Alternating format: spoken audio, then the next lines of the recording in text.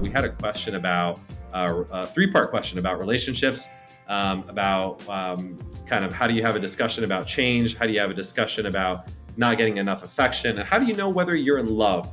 So that was a very fun series of questions to answer. Had a great question about the best way of losing weight to go from a BMI of 30 to 25. Talked a little bit about sort of testosterone optimization at the end as well. So we had a user submitted question. I'm going to read it and then I will answer it. This is a long one, but I've been trying to get more relationship oriented questions. So the user DM'd me on Twitter and said, "Hi, Dr. Cam. I feel like I'm at a bit of a crossroads in my relationship with my girlfriend. We've been dating for almost 2 years now, and we've had some issues that we've been able to resolve. One fundamental thing that bothers me with her personality is her claim that people don't change, which I wholeheartedly disagree with. But I haven't sat down and discussed what she really means by it. It just comes up sometimes when she disagrees with me on something and feels that people don't change warrants no further discussion. Granted, I get stumped and don't push further on this. In addition, one of the issues I've had with our relationship is she doesn't show much affection as I'd like, and this may be because she's Japanese and they don't show affection in the same way as we do here in the West, Sweden. I'm hesitant to show affection towards her as well because she always rejects me, although she rejects me in a joking way. But as I explained to her, it doesn't feel like a joke if the response you get is 100% of the time. She's fun and I enjoy spending time with her, but I'm not sure if I love her. Love seems very abstract to me, and I feel that some people romanticize it. Is love a feeling something along the lines of butterflies in your stomach, or excitement at the idea of the person, or something along the lines of happiness? Or instead, is it knowing that you'd be able to spend your life with the same person without being unhappy? Or maybe something else entirely? Thanks for your time and your wisdom." This is like a three-part question, so I appreciate the lengthy question, but why don't we break it down into parts? So the first part of this person's question is asking about, there's a little bit of a conflict here, right? Where he's talking about how she has a claim that people don't change. Sounds like he disagrees with that principle, and they haven't been able to reach some sort of resolution around it because there's no further discussion on her part, and he doesn't really push on his part.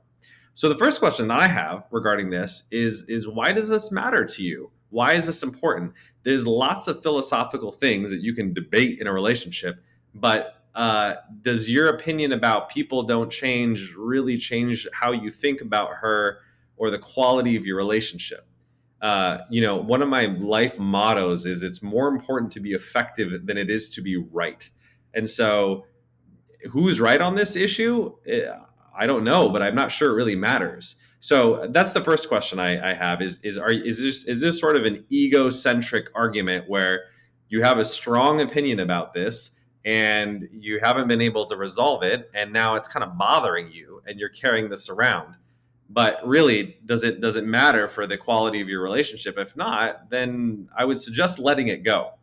Now, if there is something that it pertains to the quality of your relationship, if you're talking about an abstract philosophical idea like do people change in general, I'm not sure how important that is. But if it comes down to there's a deeper meaning behind this, which is does she believe that she can change, right? And there's some things that you want to change about her, and that's why it actually bothers you, then that I think it is worth discussing. But what I would suggest is you take it away from the level of the abstract, like do people change, when you're really talking about her, and then you need to have that discussion with her. I also want to bring up something in terms of how you're approaching this issue, right? It sounds like there's some broken communication in terms of whether it's on the philosophical level or on the personal level. You mentioned that you haven't sat down and discussed this with her, right? You don't push further and she doesn't kind of elaborate. So let's just step back and understand what's happening here. You have a disagreement that you haven't sat down and discussed, and yet you're asking a psychologist about what you should do. So the first rule of thumb that I always say with my clients is if it's something that you can bring up with me, why haven't you brought it up with her, right? So there's almost a little bit of a passive-aggressive quality to your question, which is we need to explore why you feel like you can't bring this up with her or you haven't already. Is there an avoidance in the sense that if you bring it up with her, are you afraid of the way that she's going to respond, or are you concerned that you might potentially have a fight or a conflict around it? Then if that's the case, then obviously, we need to have a discussion about healthy disagreement and how do you have, healthy debate in the context of a relationship. But I'm curious why you're avoiding it in the first place, right? Is it you're predicting something bad will happen that's never happened before? Like if you haven't gotten to a lot of fights and you've never brought up something before, then you're probably overestimating the likelihood that this bad thing is going to happen, and it's really driven by your own anxiety, right? Or if it is driven by, yes, we fight all the time and I don't want to have another fight, well, then it sounds like you need to do a little bit of work on your communication. And in that case, I would actually suggest some couples therapy might be very helpful in terms of improving your relationship style, that you can have healthy discussion and debate. But before we even get there, it sounds like the main issue to me is like, one, like you got to figure out whether this issue matters in the first place, that it's worth even having this discussion or debate. And like I said, my heuristic for this is if it's an abstract philosophical conversation, drop it and let it go. It doesn't really matter. If it's pertinent to you personally in terms of whether you want her to change or she wants you to change, and that's what it's really about, then you have to be proactive in bringing it up. You're the man in this relationship, and you're sitting there and complaining, we haven't resolved this, when you haven't taken any steps to resolve it. So what I would suggest is you got to put on your big boy pants, take some responsibility here, and if it's important enough for you to discuss it, and I'm guessing it's important enough that you asked me about it, then you need to bring this up with her, and figure out where you stand, and hopefully come to some sort of resolution about it. And I hope it's not in the abstract philosophical sense. Number two, let's talk about she doesn't show as much affection as I would like, possibly because it sounds like it's your hypothesis. It's because she's Japanese and they don't show affection in the same way as we do here in the West, which is Sweden. So I'm going to address this on a couple of levels. This I do think is an important issue, because this is not some abstract question of like a debate about do people change. It's in the context of a close romantic relationship, affection is really important, and it sounds like it's particularly important to you, and it sounds like it's also missing to some degree. So there, I think that's a real issue, and I would focus much more on this. By the way, if you're going to pick your battles, you brought up three particular questions. I would definitely focus on the second in terms of a discussion to have with her, in terms of where you're going to get the biggest bang for your buck in terms of benefit.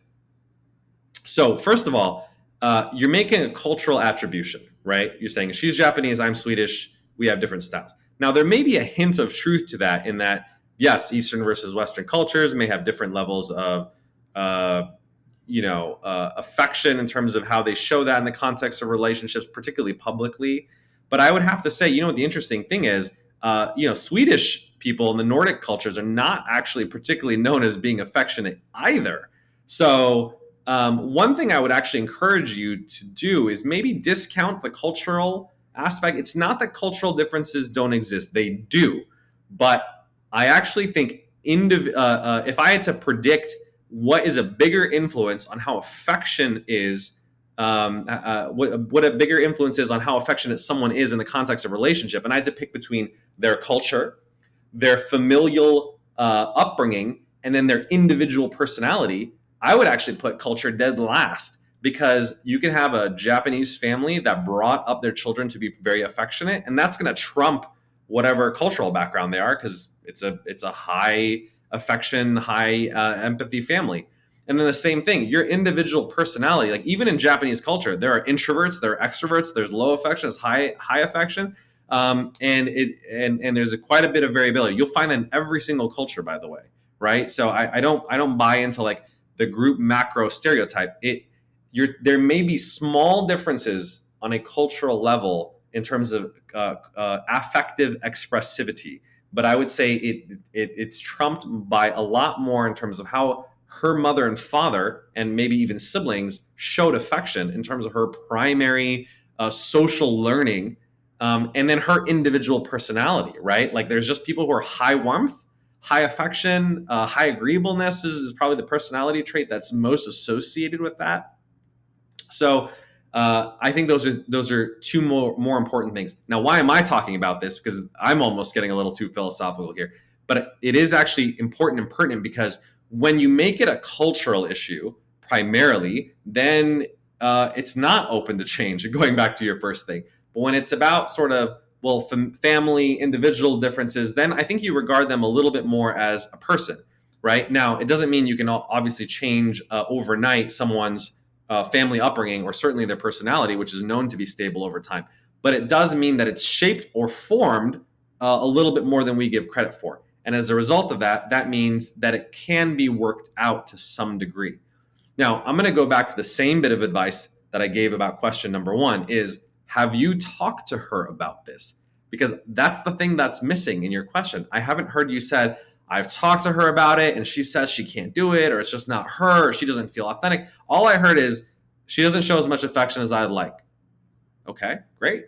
And how have you tried to address this?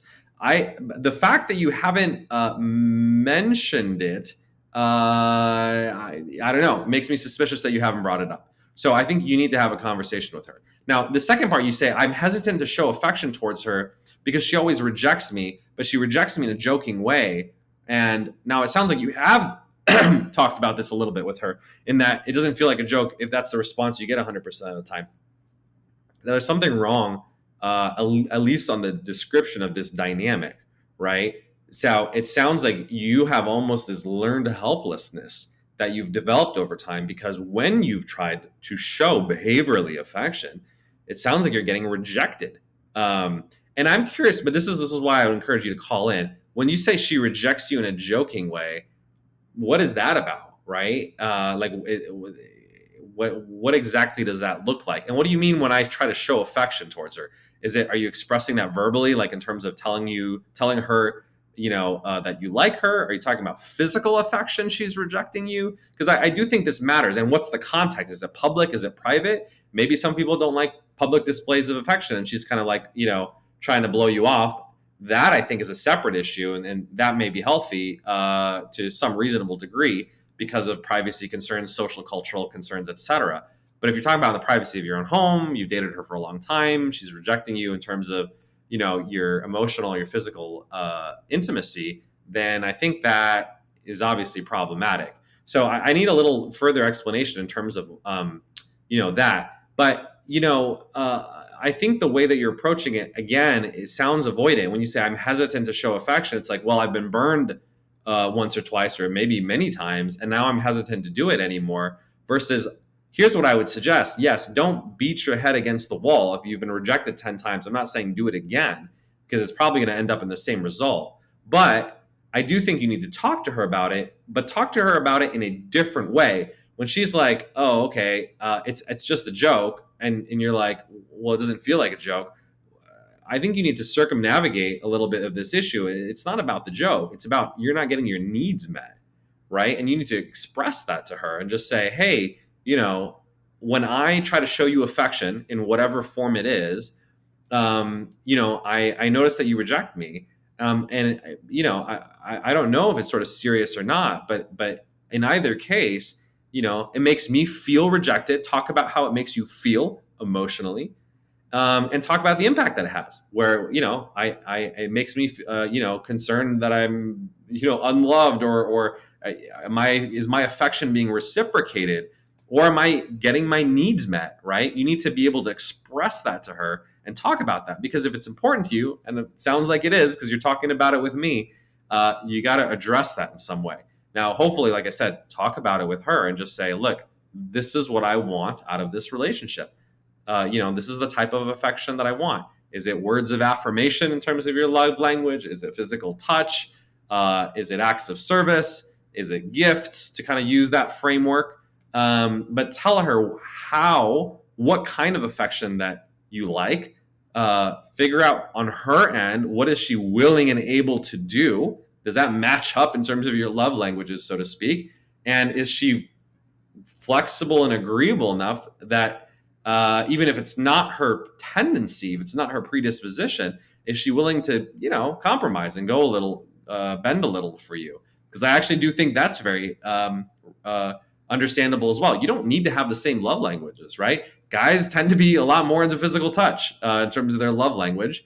And women stereotypically tend to be more verbally gift kind of oriented, and that's fine as long as you're both willing to provide each other's love language, right? She's willing to give you a massage or physical intimacy, you're willing to give her gifts and praise, and you're happy doing that. That's a fair exchange in my opinion, and that's a reasonable mature compromise that you've been able to verbally articulate in the context of a relationship. That's what a mature relationship is. And I think there's something missing there where for some reason, for whatever reason, you're not able to have sort of this kind of mature conversation with her. Now, I'm not blaming it all on you. Maybe it's hard for her to talk about these things, whether that's individually based on her family or based on her culture. But I do think you need to get to that point, because otherwise, again, you're sort of not getting your needs met. So if it's really difficult, like you've tried to do this a few times, you try to have this conversation, I would actually encourage you to do couples therapy, because maybe there's almost some remedial work that needs to be done in terms of, okay, this is how you have a conversation with your partner. And maybe there's some emotional blockers. Maybe it's anxiety or shame that's even preventing you or her from having this discussion in the first place. And if it's at that level, there needs to be some social skills or some relationship training, then yeah, some couples therapy may be helpful. All right. So now let's address the third point that you brought up, which is I'm not sure I love her. And also to you, it's like, I don't know what love means. Is it a butterfly in my stomach? Is it excitement at the idea of person? It sounds like you've clearly never been in love, which is A-okay. I'm going to give my sort of personal opinion about this. I'm sure some other people may have a different point of view. I don't think there's a lot of established science around this. So this is one area where, the magic of the feelings of love, it's going to be a little bit more subjective in terms of my response to this. I think people weight the value and the importance of love in the context of relationship. I will have to say, historically speaking, the googly kind of feelings of love were not as important as they are today, right? I think back in the day, a little, if you're talking about sort of traditional relationships in marriage, it was really, and there's a reason, there's sort of like it's a religious and governmental contract. It's a little bit of it's a commitment, an oath, and or a duty in which you decide to like share a life and finances and family together. And so in doing so, now you hope that either there's pre-existing romantic inclination, or in the context of, let's say, an arranged marriage, that develops over time. It may not, or at least there's a deep, profound respect and admiration that hopefully develops. But there may or they may not be love. And I don't think it was at least weighted as important as it is today. I do think there is a little bit of a Disney / Hollywood revitalization, and maybe that's also because with the increasing emancipation of women, they don't need to be as financially reliant, and so they can pursue a little bit more of a emotional agenda versus a very practical approach to marriage, which may not be a bad thing at all. But as it pertains to men, this is a different sort of question, right? Which is like, how important is it for you when you're deciding, okay, is this the love of my life and I want to like pursue a long-term relationship and marry her? It's for you to have those feelings. Here's what I would say. I think it's important to explore why you're not having those feelings, right? Now, I don't know how old you are. You seem kind of young to me. I don't know how many relationships you've had. If this is your only relationship, then you may not have a lot of context. Maybe she's not the one, and she's not eliciting that for you. Versus if you've been in 5 relationships, and let's say you felt that about someone else and you haven't felt it about her, then it's maybe something about your current relationship.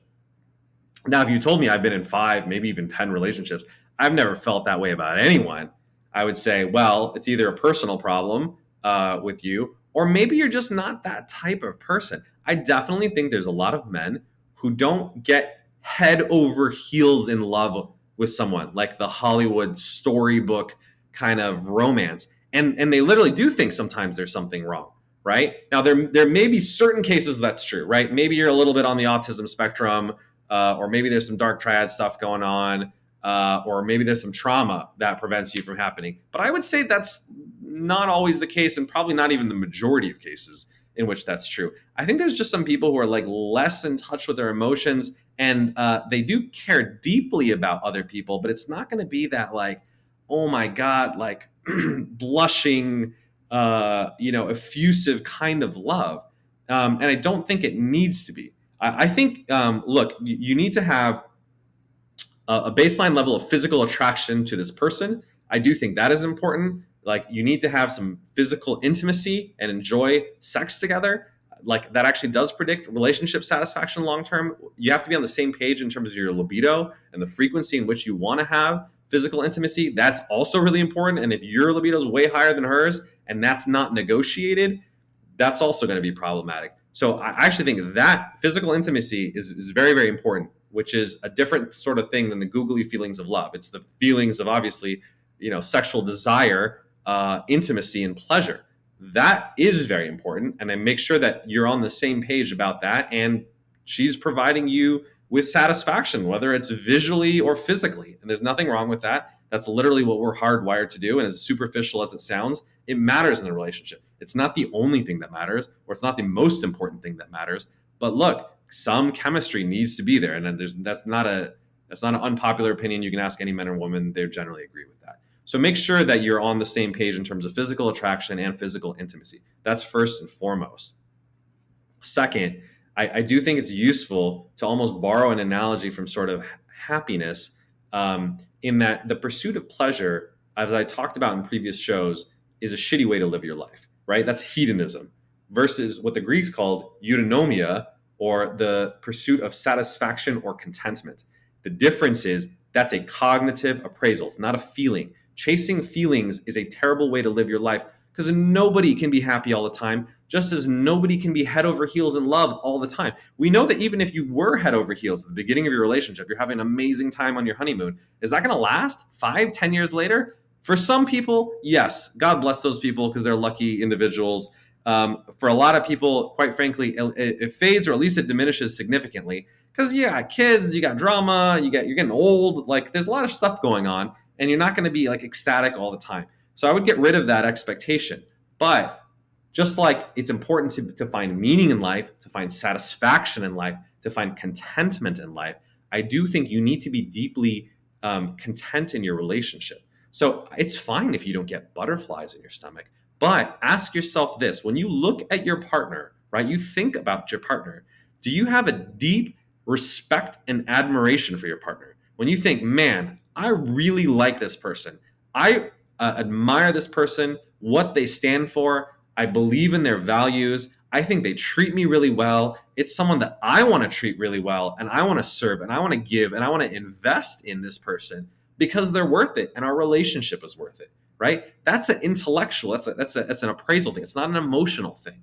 Now, as you do this, if you sit there and you think about your partner and you're like, you know what, she's a remarkable human being, I'm a lucky guy to be with her, because she likes a motherfucker like me, and I, with all my issues and weaknesses and whatever. And don't get me wrong, you should have high self-esteem. But if you're like, man, I feel lucky to be with this person, because I respect and admire her so deeply, and she treats me well, and she's a good human being, and she's aligned with my values, then you're a lucky guy. And I think that's enough, right? So you love.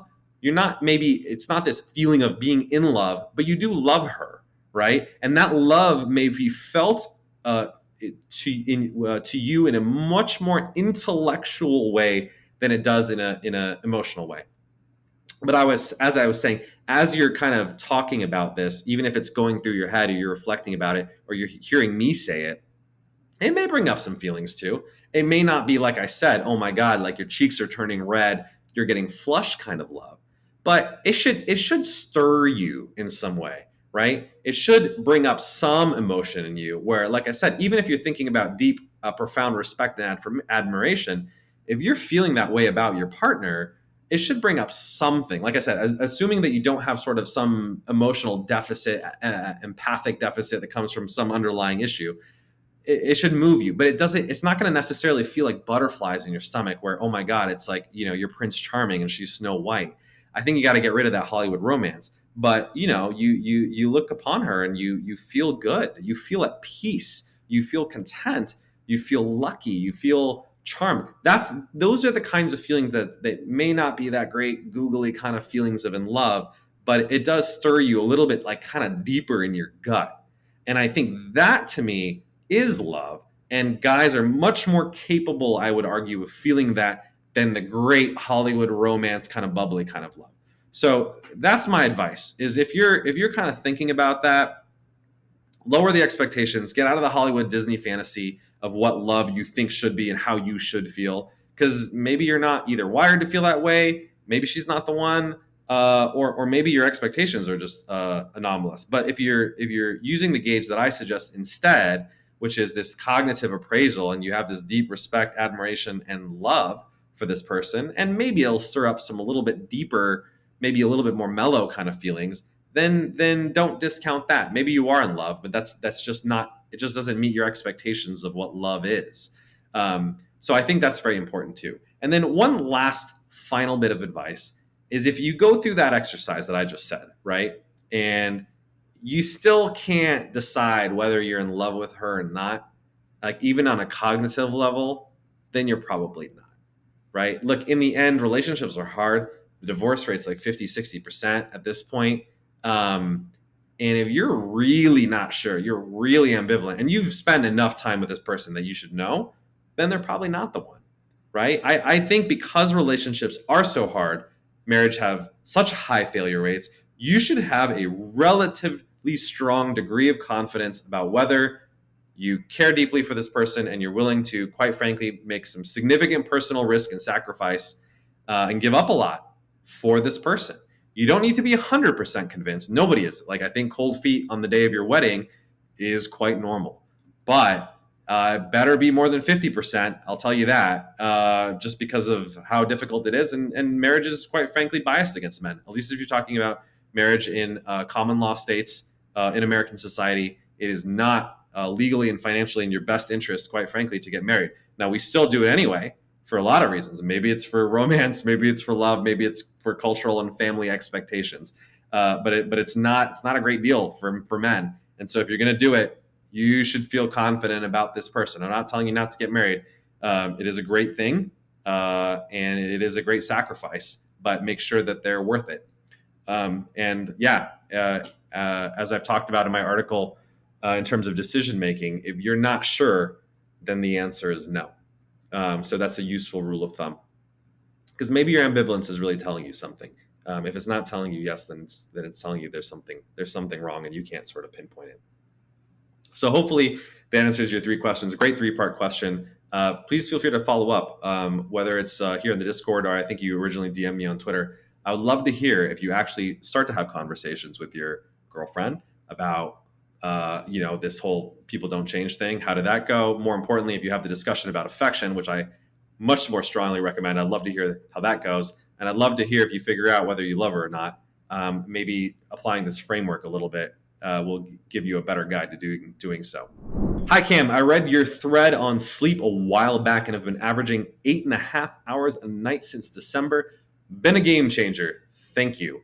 Well, first of all, amazing. Thank you. I love it when I get these responses from people on Twitter, like reading some old thread that I wrote.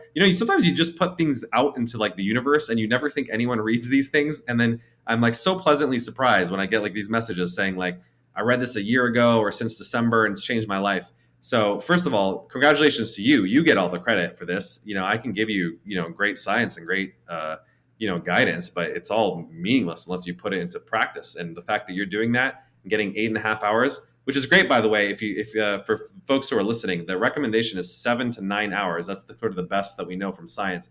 People always think if you sleep more than 8 hours, there's something wrong with you. And this is based on a fundamental misunderstanding of the literature on sleep. There is an association of negative health outcomes when people are sleeping 9-10 hours a night. The problem with that is that's a phenomenon called hypersomnia. Hypersomnia is sleeping too much or excessively. But that often comes as a result of either depression or disease. So it's confounded, right? There are healthy people who sleep 9 hours a night. They're often like people who work out a lot, physically active athletes, and they need that much sleep to recover. Then there's people who are actually like sick, whether psychologically or physically. And then you lump in all that data and you say, oh, how are these people in terms of their health? It's going to be a mixed bag, obviously, and they're going to be worse off than the person sleeping 8 hours a night just kind of normally. So some people have made a very foolhardy conclusion from that and said, oh, it's bad to oversleep. I disagree. If you have no medical or psychiatric issues and you need to sleep 8.5 hours, nine and a half hours a night, then that's what your body needs. So listen to your body. My rule of thumb, by the way, is you never should need to wake up with an alarm clock, because by definition, if you're waking up with an alarm clock, you are sleep deprived because your body obviously wanted to sleep more and you didn't let it. So you should hopefully get to a point where you can sleep enough. Now, the caveat to that is if you're not sleeping enough, there's a lot of people who get 5-6 hours of sleep every night, and then their body will wake themselves up, not because they've gotten enough sleep, but just because of the habit. If you're used to waking up at like whatever it is, 5 a.m., and you go to sleep at midnight every night, it doesn't mean you need 5 hours of sleep. It just means that you've conditioned your circadian rhythm to wake up at 5 a.m., have a cortisol release, and it forces you to be up. That, unfortunately, takes a little bit of retraining to get that out of you. So the lesson from that is undersleeping does not mean that you've gotten enough sleep. If you're oversleeping, it may not be problematic, like I said, as long as you don't have any medical or psychiatric conditions. So if you need 8.5 hours, then you're totally fine. Now let's get to his question. He said, next goal is to get under a 25 BMI and 15% body fat, currently closer to 30 BMI. Been running, doing cardio, but want to start lifting. Do you have any resources on the best way to start training? Want to get in Giga Chad shape and maximize testosterone levels and performance? Would really appreciate your advice. Thank you. Well, first of all, great question. I love the goal. There's an original Twitter thread that I said, you should try to get into a healthy BMI. Now, the reason I say that, by the way, BMI is obviously not the best metric. There's a lot of very athletic guys who, they may have an elevated BMI because they're so muscular. I'm actually a good example. I think my BMI is pretty close to 25, even though I'm nowhere near overweight, probably at like 10%, 12% body fat. But I'm not like a normal sort of guy, right? So I would argue 15% body fat is a better metric than a BMI under 25 if you're in shape. And here's the thing. I always tell people, like, you don't really need to do a DEXA scan. Sure, if you really want to, or it's easily available or cheap, by all means, go do it. The biometric assessments on weight scales in terms of body fat percentage are terribly off, especially if you're athletic. So don't believe the numbers on the body fat scales. I think mine says I'm like 22% when I'm clearly like I said, 10 or 12. It just doesn't handle athletic people very well. The best rule of thumb is what I call the mirror test, which is just look at yourself in the mirror and look at your stomach. If you have a six-pack, a clearly defined six-pack, you are probably in that 8, 10, 12% range. If you have like a loosely defined abs, you can see like, I don't know, 2 or 4 of them, you're probably between the 12 and 15% range. And if you can't see anything, maybe you see like a line kind of down the middle, but not distinct abs in terms of the rows, maybe you're around like 15%. And there's no sort of lines or cuts or definition in terms of your abdominals or your obliques, which are the side sort of muscles to the left and right of the abs, then you're probably over 15%. 15 to 20%, though, you can still look pretty good. You're just not going to look defined. You just look like an average kind of guy who's in shape. But once you're going past 20% body fat, you definitely got a little bit extra around the belly, right? That's what we call central adiposity. And you should obviously try to reduce that as much as possible because we know you asked a question about how to maximize testosterone levels and performance. So here's my advice to you. We've had a whole conversation about doing this, but the number one thing that you in particular can do to maximize your testosterone levels is to lose the central adiposity, lose the excess belly fat. Why is that? It's because when you carry around extra body fat, that body fat has an enzyme called aromatase. Aromatase converts testosterone to estrogen, especially estradiol, the primary sort of estrogen. And so if you think about a healthy balance between testosterone and estradiol, in a man, they have high testosterone, low estrogen or estradiol. It's the flip-flop opposite in women, right?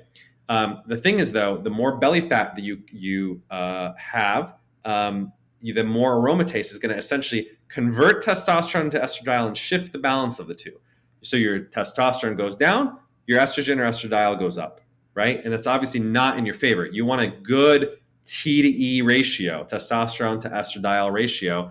And generally speaking, I would suggest like a healthy ratio, like total testosterone being 500, an estradiol level of 20. So you want like a 25 to 1 would be like an optimal or higher, greater than 25 to 1. If you're talking about free testosterone to estradiol, about like 100 to 20 would be sort of like an average level. So about a 5 to 1 ratio would be good. So 25 to 1 if you're talking about total testosterone to estradiol, about 5 to 1 if you're talking about free testosterone to estradiol. These are just rules of thumb.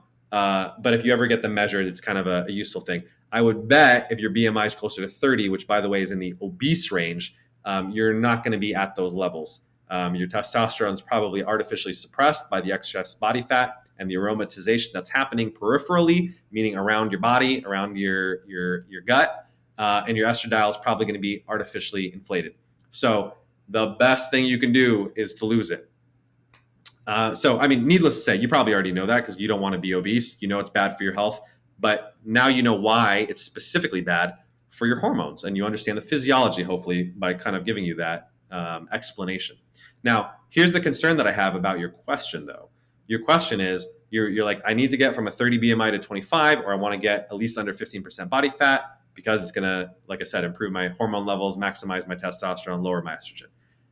But your approach is, I've been doing running and cardio, I want to start lifting. That is not the best way to lose weight. And I think, I hope that's not your primary thing. Now, the research literature by far shows, and I spent a lot of time in my career doing weight loss stuff. In fact, my first company's helped 500,000 people lose 5 million pounds. I've published multiple papers on it. The number one factor in terms of reducing your body fat and reducing weight is nutrition. It's not exercise. Exercise, and there's been a ton of research on this, does very little for weight loss. It's not that it's not important. I'll talk about why it's important. But if your goal is primarily to lose weight and lose body fat, you lose it in the kitchen. I say the same thing, by the way, we were talking about abs. Abs are made in the kitchen. They're not made by doing crunches. You cannot spot treat your abs.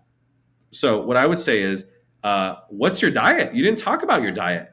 That's the best thing that you can do to make sure that you're getting that down.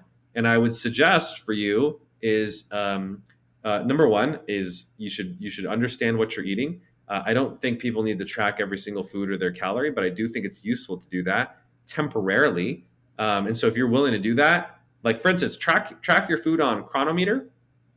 If you're willing, track it for, I would say, 2 to 3 days.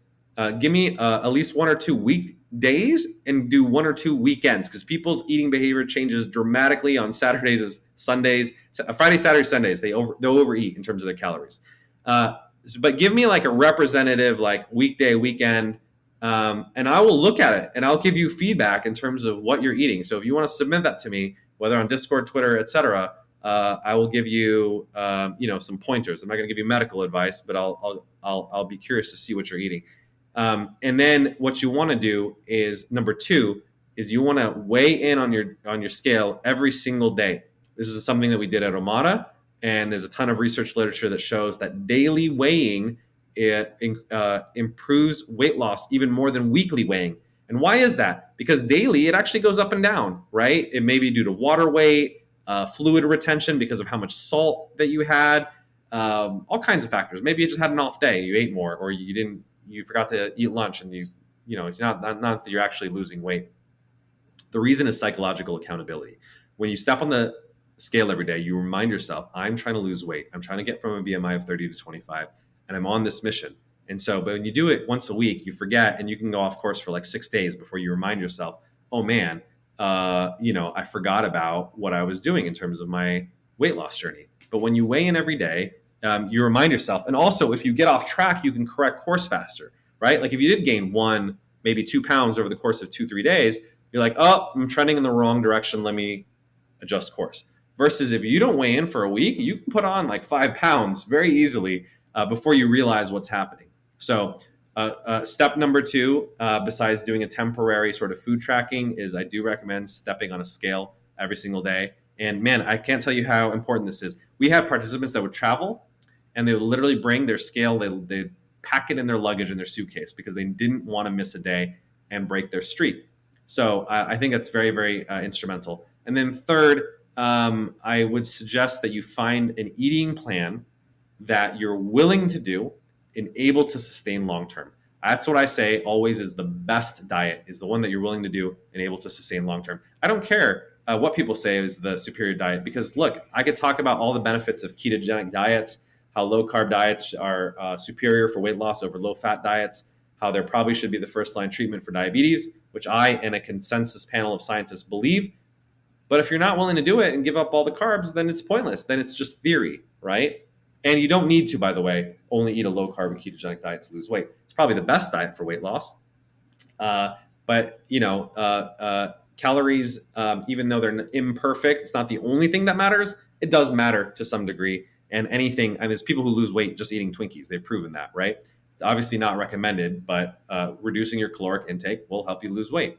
So on that note, I think that matters a lot. Find a diet that works for you. I generally think, but I have sort of like universal principles of diets that's regardless of whatever diet. And here are my 3 recommendations for healthy eating. I actually tweeted this, retweeted this today.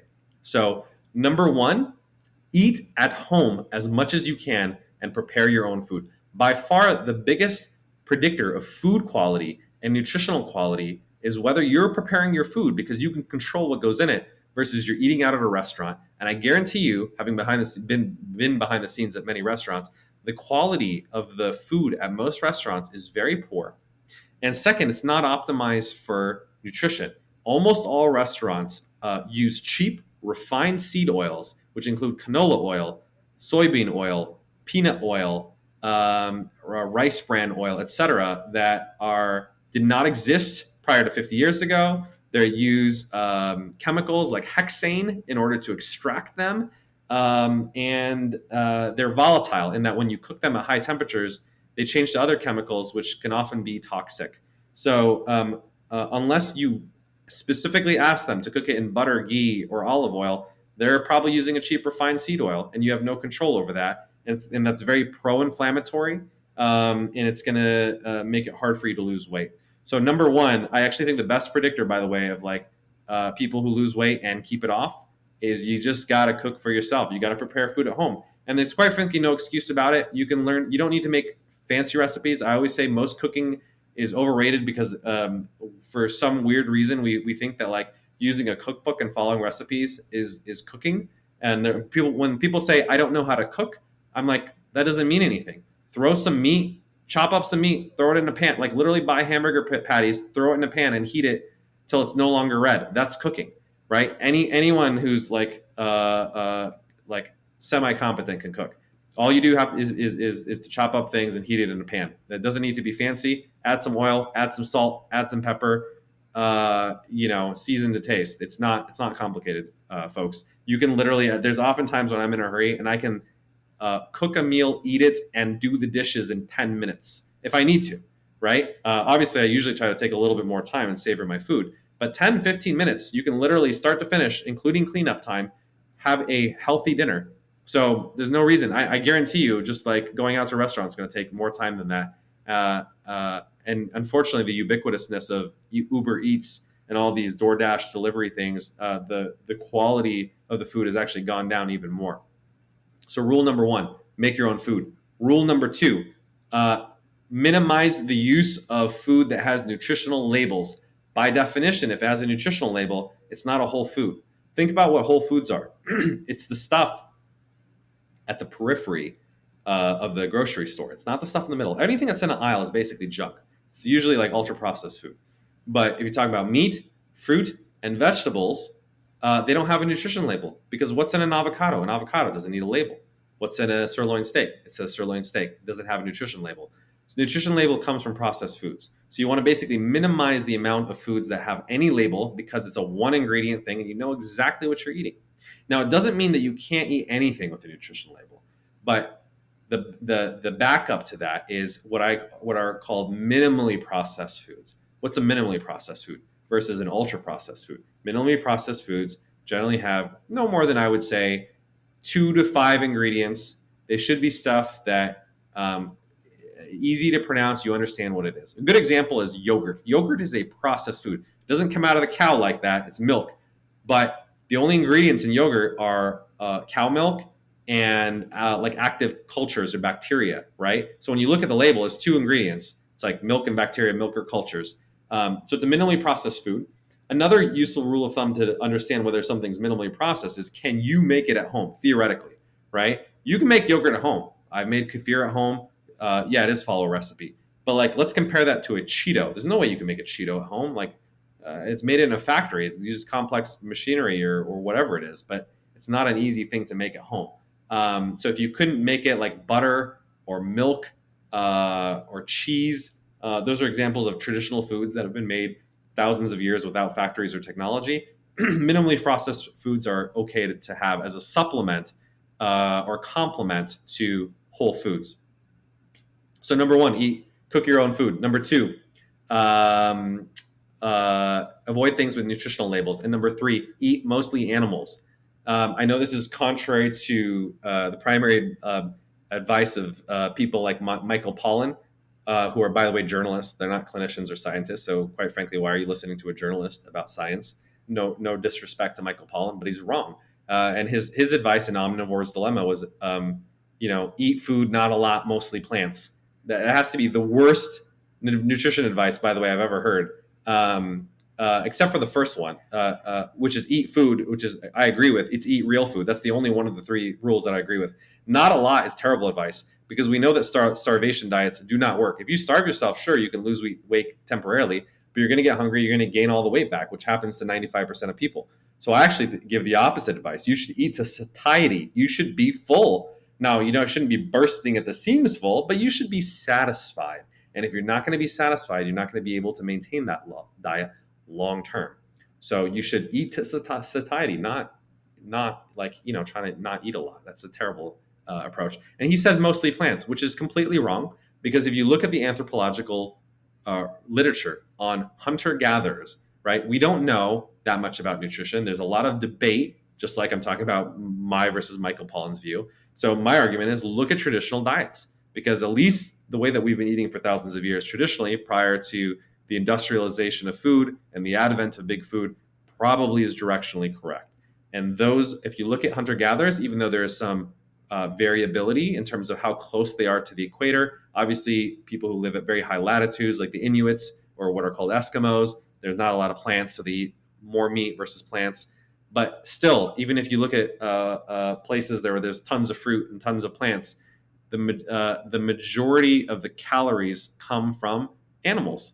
And so we are primarily meat eaters. Vegetarian, vegan diets do not make any sense. They are not ancestral. They're not Lindy, as Taleb would call them. And they're not optimal for health. And there's tons of studies that show that, including studies that show brain shrinkage, reduces in sperm count, sperm quality. Literally makes you less fertile, which means it's less reproductively viable, which means it's a terrible diet. It's for your health. Any diet that lowers your testosterone or your ability to conceive is by definition a poor and inferior diet.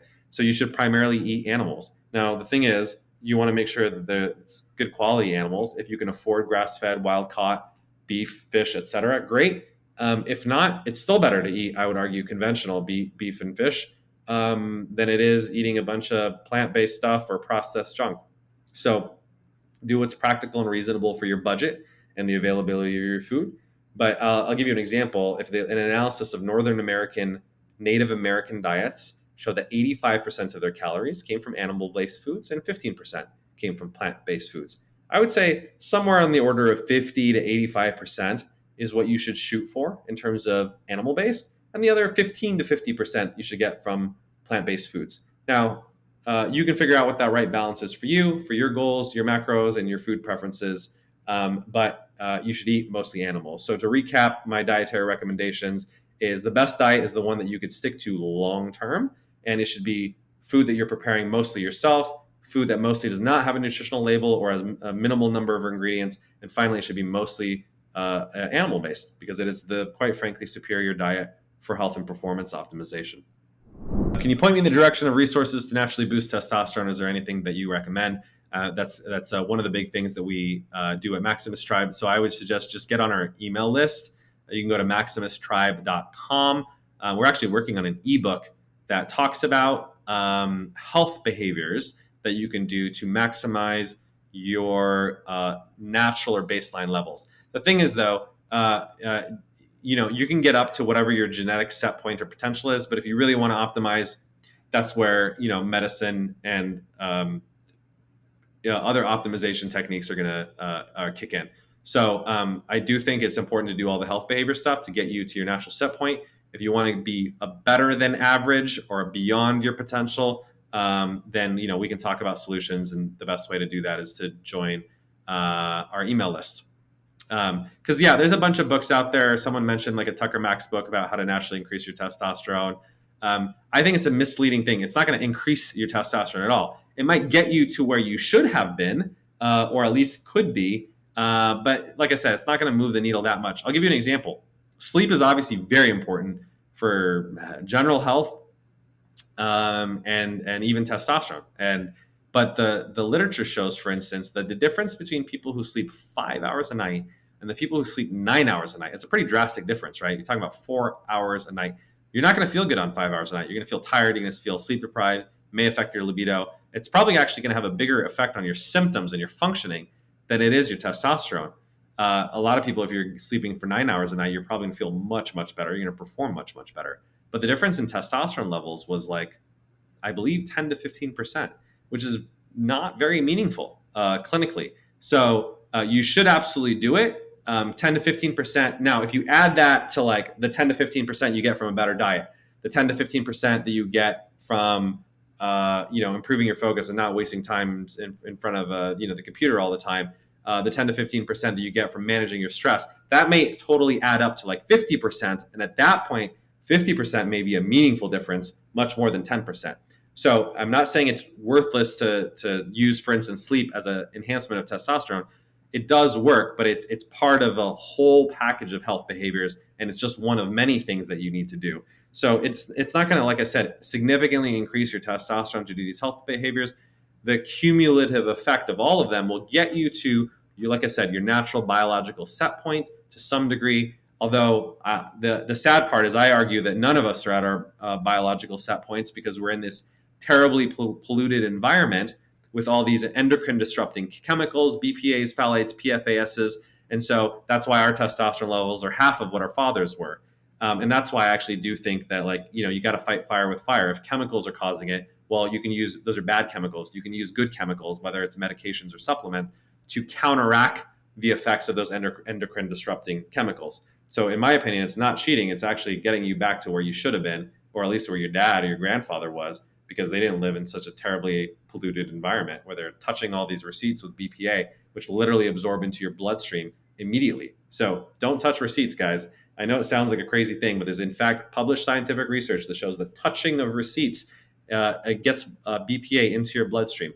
And ironically, we sanitize our hands with alcohol all the time to keep them clean. It increases the absorption of those chemicals into your hands. So it's not to say don't use alcohol or don't wash your hands. Do so, but be careful what you're touching, because things that are like that, they do absorb into our bloodstream, and it does affect it. And you can literally measure the amount of BPA when people touch receipts. So that's a small tip, but it does show that these little things matter. So like I said, if you get on our email list, we'll have our health behavior guide in terms of getting you to where you should be in terms of testosterone, and it has some tips about how to go above and beyond, using sort of the latest and cutting edge science and medicine, which I'm very excited to talk about in some future shows. So thank you, everyone. We'll be able to post this after the show, and I'll put some resources in the Discord channel if you want to continue the conversation in the chat. So thanks, everyone. Have a great rest of your week.